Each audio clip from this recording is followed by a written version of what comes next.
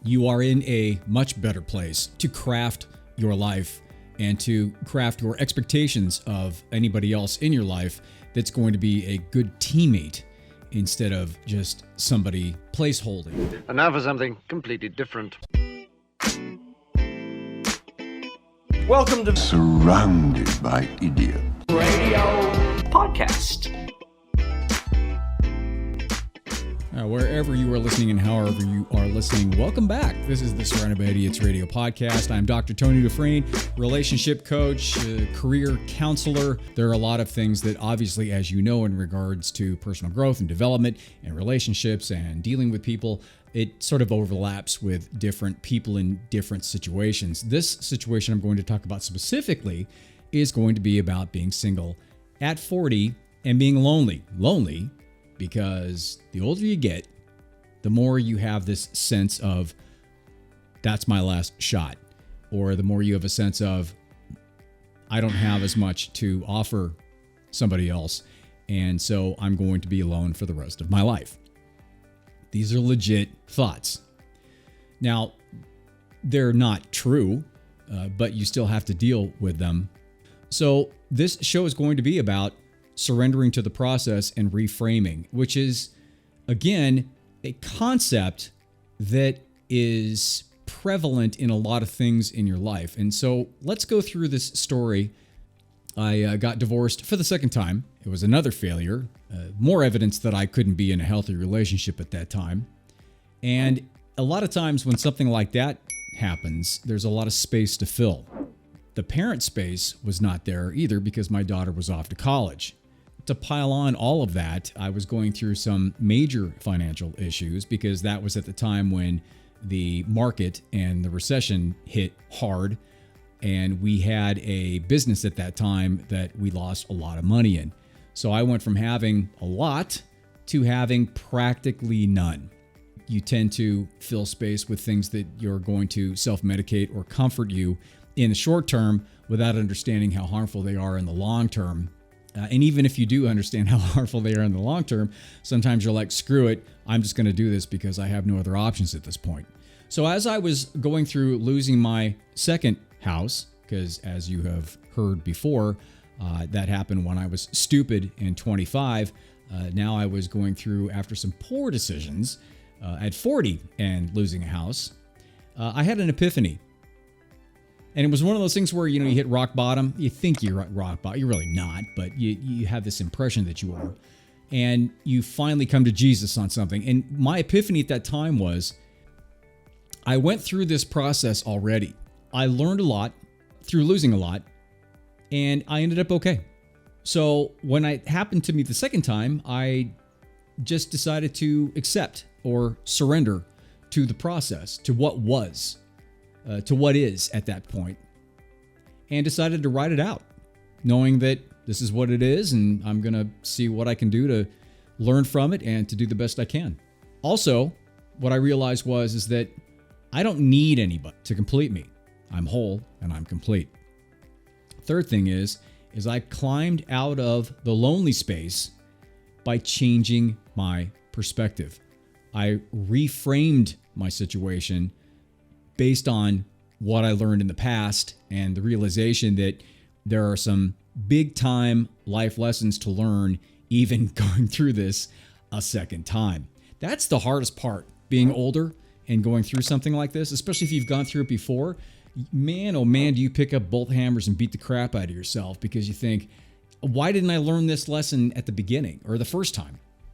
Well, the reason why is because the result might have been the same, but the lesson's different. Because the context is totally different. So understanding that and just letting go and surrendering to that, it allowed me to have the space and to not pile on myself and to create this bubble of clarity to where I'm just going to accept what is and roll through it and do the best I can to come out of it with more energy and with a better sense of who I am and really what I want in this life. I shifted to it being a fresh new chapter of my life where I had a better set of tools to navigate through relationships, which I have up to this point. The second thing is there was a freedom. It was a release from expectations from somebody else in a toxic relationship that was not in my best interest. I mean, why stay in something like that? The third thing is I shifted from needing a relationship to wanting a relationship on my terms. And that's a very important thing. Wanting is a lot more functional than needing. So the point of all of this is not to wallow in your 40s loneliness, obviously. It's to remember these three very simple things. Let go, find the flow, and feel the glow. Because when it comes right down to it, it is time more than ever to really live your authentic life. Take full advantage of what you know now versus what you knew in your 30s, or God forbid, in your 20s, where if you look back, you probably don't even recognize that person. You are in a much better place to craft your life and to craft your expectations of anybody else in your life that's going to be a good teammate instead of just somebody placeholding based upon your particular fears of being alone or fears of not being wanted or accepted. Story that I talk about a lot in regards to just letting it go and surrendering to the process. And it's about a guy who was on his path and traveling through the great unknown. And he came across a river, and it was kind of a wide river, roaring rapids. And he had to jump from rock to rock to get across. So he's jumping boulder to boulder, boulder, gets sort of towards in the middle of the river, jumps and lands on a piece of slippery moss and falls in the river. So he's holding onto this boulder for dear life. But the problem is he can't climb up because it's slippery. And there's no other boulder to grab onto that he'll be able to climb up. So with his life getting beat out of him from the river and the current pressing him up against this, beating him up against this rock, he finally surrenders to the process and lets go.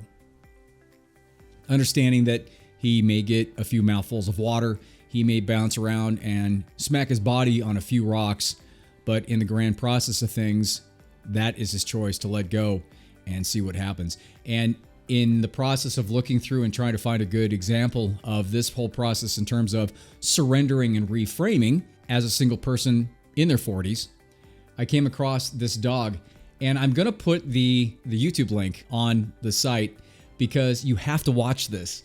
It's fascinating. The dog gets caught in the rapids, holding on for dear life, just like the metaphor, just like the analogy story of the guy.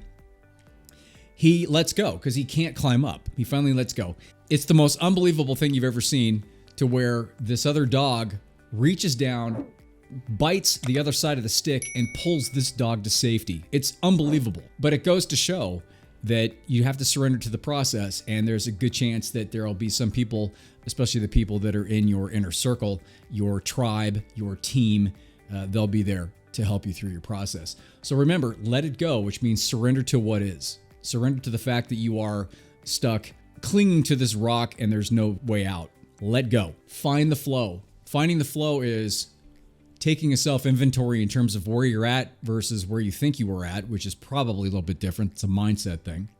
And then reframing to you're older now, you're wiser now, you know more now, you have a better sense of who you are now, so you can stay true to your integrity, stay true to what works for you instead of just having somebody.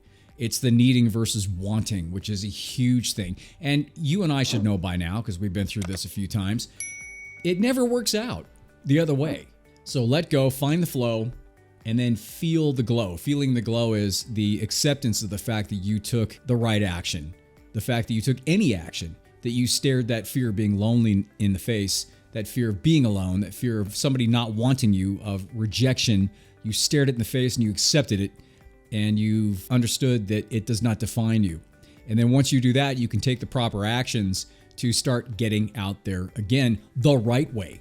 Not just to get out there to find somebody as a warm body to, be in the bed, or to replace the light bulbs, or to go shopping when you can't. And how do you do that? You do that by doing it functionally, not by going out and having 18 to 20 drinks and then hooking up in a bar, but it's about joining a group. It's about networking. It's about going out there and sharing your energy in a shared group environment, like wine tasting or a church function if you're into the church thing, because it's not necessarily about directly attracting somebody. It's about putting your energy out to where those other people indirectly will say, this person is really cool. They're great to be around. They're fun. They'll think of somebody else in the same situation, and then they'll say, hey, listen, there was somebody in this group that I think you would really like. And then that's how it works. So don't think of it in the linear in terms of just the going out and meeting somebody. Think of it in terms of going out and sharing your energy and sharing who you are and what you have to share, which is a lot more now at 40 than it was at 30 or especially 20. And be okay with that. And be okay with coming home by yourself, but not alone, because you're with yourself. And if you can't be with yourself, then all bets are off, man, because then you can't be with anybody else, because you're just going to bring all that stuff into the relationship and it's not going to end well. So you've got to be okay with yourself and work on that energy. Remember, let go, find the flow, and feel the glow. If you happen to need more help with this, if you have any questions on this, I am more than happy to answer your questions or to set up an appointment if you want some personal assistance on going through this process, because that's what I do. I'm a career coach as well as a relationship therapist. I deal with transitions, especially transitions in and out of big relationships or jobs or both. So you can reach me at tony@javabud.com, JAVABUD. If you want to listen to any of the other podcasts, and if they're not on this platform, because I have like 300 of them, you can go to sbirpodcast.com for Surrounded by Idiots Radio, podcast.com. And any other questions you have for me, you can always get a hold of me at tony@javabud.com. I hope things are good. Remember, be good to yourself and be good to others. And I will talk to you next week.